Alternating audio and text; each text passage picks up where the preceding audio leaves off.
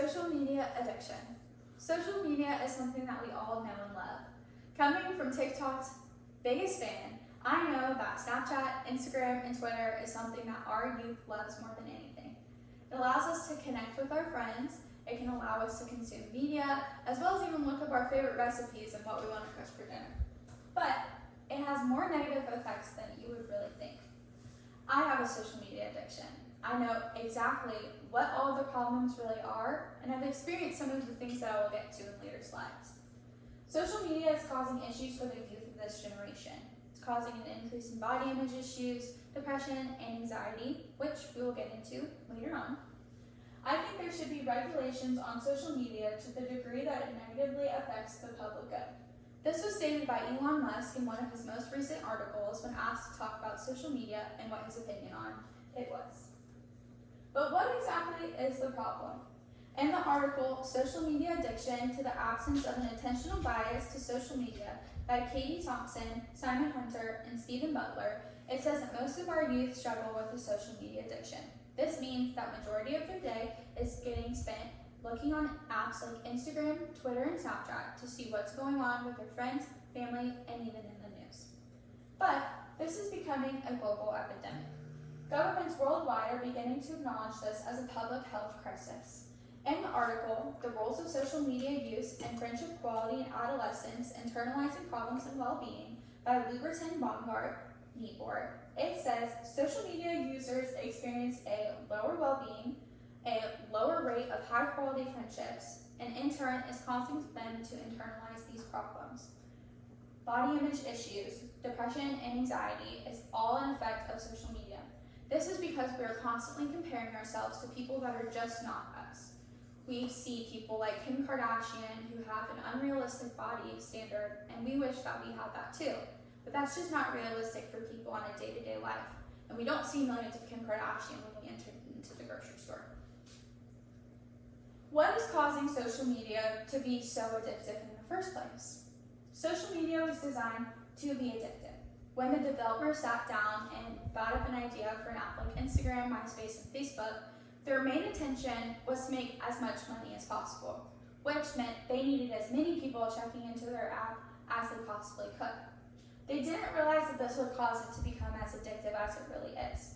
In the article, The Problems of Social Media Addiction, Ethics of the Attention Economy by Burke and Bagaria, it says that it was designed to be used effectively and addictively, meaning they wanted as much people on their app, as many users as they possibly could, and they wanted those people to keep coming back to continue to make money for themselves, which is an addiction.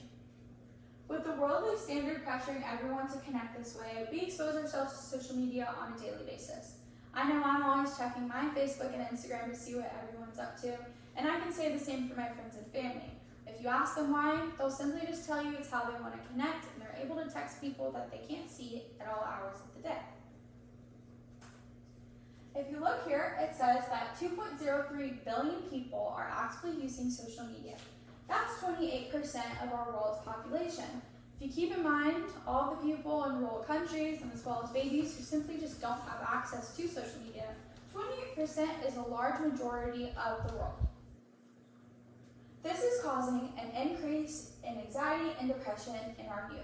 I've stated before that this is on the rise, but I'll tell you exactly how. If you look in this picture here, you can see there's more issues than body image issues, anxiety, and depression. And it's stated in the article, Associations Between Young Adults, Social Media Addiction, Relationship Quality with Parents, and Internalizing Problems by White, Goosen, and Poulin. It says that we tend to compare ourselves all the time. If you were walking through your street and you saw somebody, you would most likely compare yourself to what you're doing. They could be walking their dog and you're not. If you're giving a platform for people to see everyone's lives at all periods of time, their looks, their outfits, what they're doing, and who they're hanging out with, it's human nature to look at them and say, I want to do that too. However, this is what's causing those body image issues. We don't look that way, we don't act that way. Our lives aren't set up the same way that they set their lives up to, which causes us to judge ourselves for things that are just common for everyone. We do not know the long-term effects of this though. We don't know what a generation of people who have constant access to social media is going to turn out like. we've never had a generation who have been raised up entirely through the world of social media.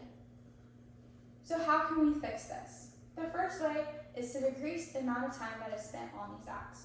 In the article, Ways of Leveraging Social Media to Decrease Stigma of Depression, Anxiety, and Identify Individuals at Risk, such as Detecting Self-Disclosures of Depression on Social Media, by Lynn Sundai and others, it says decreasing use of social media can prevent these habits from even forming. If you start off the get-go with your relationship from social media, you'll be able to cut your time in half, and these problems will never even form. Unlike me, who spends tons of time on TikTok, I will have to do what's on steps 2. Monitor our negative and comparative thinking, meaning if I decide that I want to take a look through my Instagram, I shouldn't look at my friends and wish that I was in the situation that they were in, and the same for them when they're looking at others. In the article, Smartphone Social Media Use and Youth Mental Health by Abhay Jai, Termanuk, and Digatello, it says, children on social media have a lower mental health. This is something that everyone needs to be aware of, not just the users of social media. In steps 3 and 4, we need to educate our youth on the effects and their triggers, as well as warn parents of what these issues are actually causing their children to have these problems. We should tell them that, hey, if your child's spending an excess amount of time on social media, you may want to consider allowing them to have a break and really teaching them of the ways that they can prevent themselves from falling into the same habits that I know I've experienced. We want our legacy to stand upon the youth. We want to give knowledge to the younger generation and be a part of the changing game. We want to make sure that the youth below me and for my friends and family, we don't want them to fall into the same habits that I know I've fallen into. It can cause people to have extreme anxiety disorders if we continue to use social media on a daily basis, depression, and even extreme body image issues to where we won't want to go out in public. And I know that I don't want anybody I know to have to experience this. Social media is dangerous because of its addiction and lower mental health, and you can take a part in stopping this addiction by limiting your usage today.